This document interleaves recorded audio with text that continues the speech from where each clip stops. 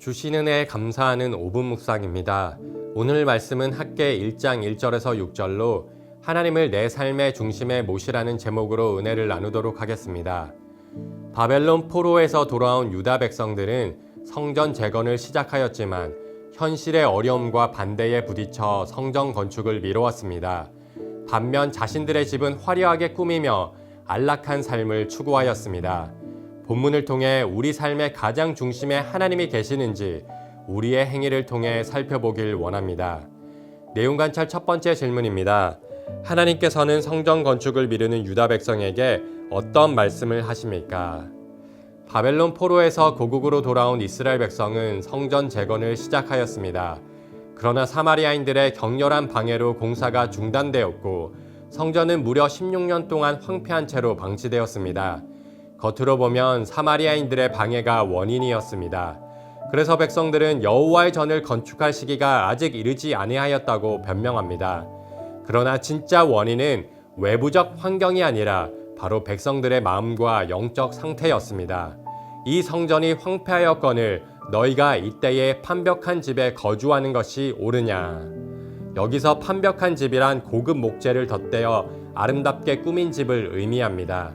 하나님의 집은 오랫동안 방치되었는데 자신들의 집은 화려하게 지었던 것입니다. 결국 그들의 삶의 우선순위에서 하나님이 뒤로 밀려나 있었던 것입니다. 성전은 단순한 건물이 아닙니다. 성전은 하나님께서 자기 백성 가운데 거하시며 교제하시는 하나님의 임재와 영적 상징을 언약을 상징합니다. 따라서 성전을 방치한 것은 단순히 건축을 미룬 것이 아니라 하나님보다 자신의 안락함과 경제적 안정을 더 중요하게 여긴 그들의 영적 상태를 보여줍니다. 두 번째 질문입니다. 하나님께서는 학개 선지자를 통해 유다 백성의 현 상태를 어떻게 묘사하십니까? 5절 말씀을 보면 하나님께서 먼저 너희의 행위를 살필지니라 라고 말씀하십니다.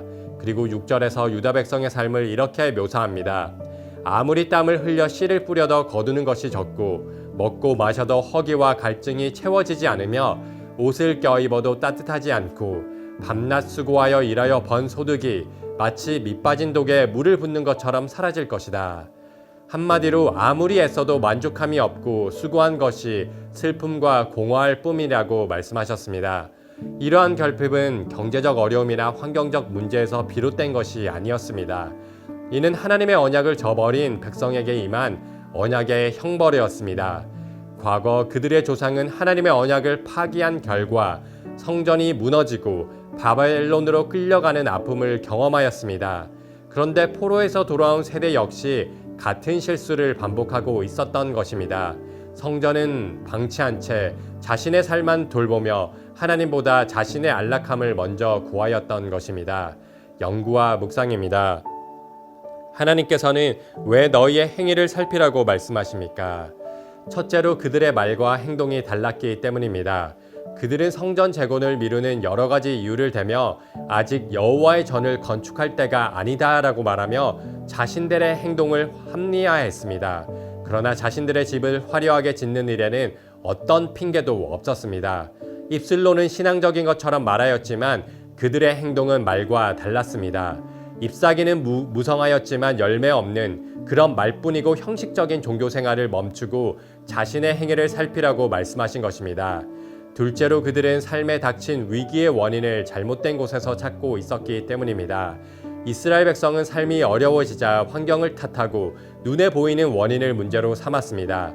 하지만 하나님은 그들의 결핍이 단순히 경제적 혹은 환경적 어려움이 아니라 하나님과의 관계가 깨어진 데서 비롯된 것임을 깨닫게 하셨습니다. 축복의 근원이신 하나님을 외면한 채 삶의 안락과 풍요만을 원했던 영적 무감함이 진짜 위기였습니다. 언약을 저버린 자신들의 행동을 살피지 않은 것, 하나님께 돌아오지 않은 것이 진정한 문제였습니다. 아직도 세상적 방법으로 문제를 해결하려는 어리석은 자들에게 헛된 노력을 멈추고 자신의 행위를 살펴 하나님께 나오라고 말씀하신 것입니다. 느낀 점입니다.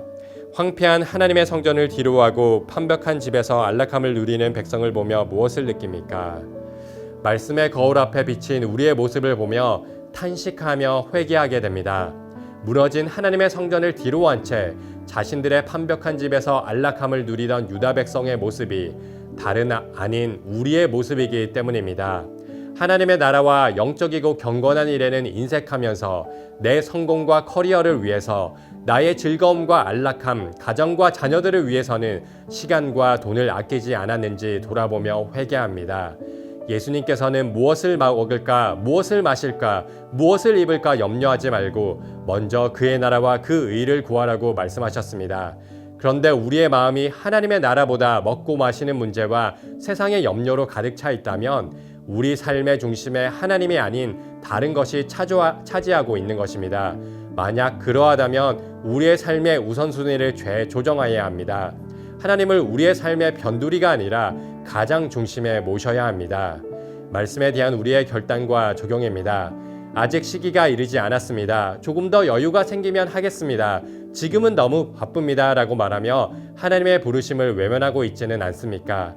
하나님께서 맡기신 봉사와 섬김의 자리, 이웃과 교회의 필요를 외면한 채 내 일과 계획만을 붙들고 있지 않은가요? 우리의 관심과 사랑이 있는 곳에 우리는 가장 많은 시간과 물질을 사용하기 마련입니다. 우리의 삶은 무엇을 사랑하고 있다고 말하고 있습니까? 하나님을 사랑한다고 고백하는 우리의 입술과 실제 삶이 일치하는지 우리의 행위를 살펴보아야 합니다. 하나님께서 우리에게 참 사랑의 모습이 어떠한지 보여주셨습니다. 우리가 아직 죄인이었을 때 하나님께서 독생자 예수님을 아낌없이 내어주셨습니다. 하나님은 말로만 사랑한다고 하지 않으셨습니다. 가장 소중한 아들을 내어주셨고 예수님은 자신의 생명, 곧 자신의 전부를 주심으로 우리를 향한 사랑을 확증하셨습니다. 따라서 하나님을 향한 우리의 사랑도 삶의 열매로 드러나야 합니다. 하나님께 남는 것을 드리는 것이 아니라 우리의 가장 소중한 것을 드려야 합니다. 하나님은 우리의 물질과 형식적인 종교 행위를 원하는 것이 아니라 우리와 친밀히 교제하길 가장 원하십니다. 이번 한 주 우리 자신을 하나님께 드리며 말씀을 더 가까이 하고 기도의 자리를 지키며 교회와 이웃을 기쁨으로 섬기는 한 가지 실천을 해보시기 바랍니다. 밑 빠진 독에 물을 붓는 것 같은 헛된 수고를 멈추고 하나님의 나라와 그 의를 먼저 구하시길 바랍니다. 자원하는 마음으로 순종하며 우리의 삶을 기꺼이 드릴 때 우리에게 필요한 모든 것을 더하여 주시는 은혜를 누리시길 원합니다. 이 시간 합심하여 함께 기도하겠습니다. 하나님 앞에 우리의 삶을 점검하게 하시고 무엇보다 주님을 삶의 중심에 모시게 하소서. 모든 상황 속에서 감사하며 문제보다 크신 하나님을 바라볼 수 있는 믿음의 눈을 열어주소서. 우리 거룩한 문 성문교회가 하나님 나라를 꿈꾸며 모든 부르심의 자리에서 주의 뜻을 이루어가는 교회 되게 하소서.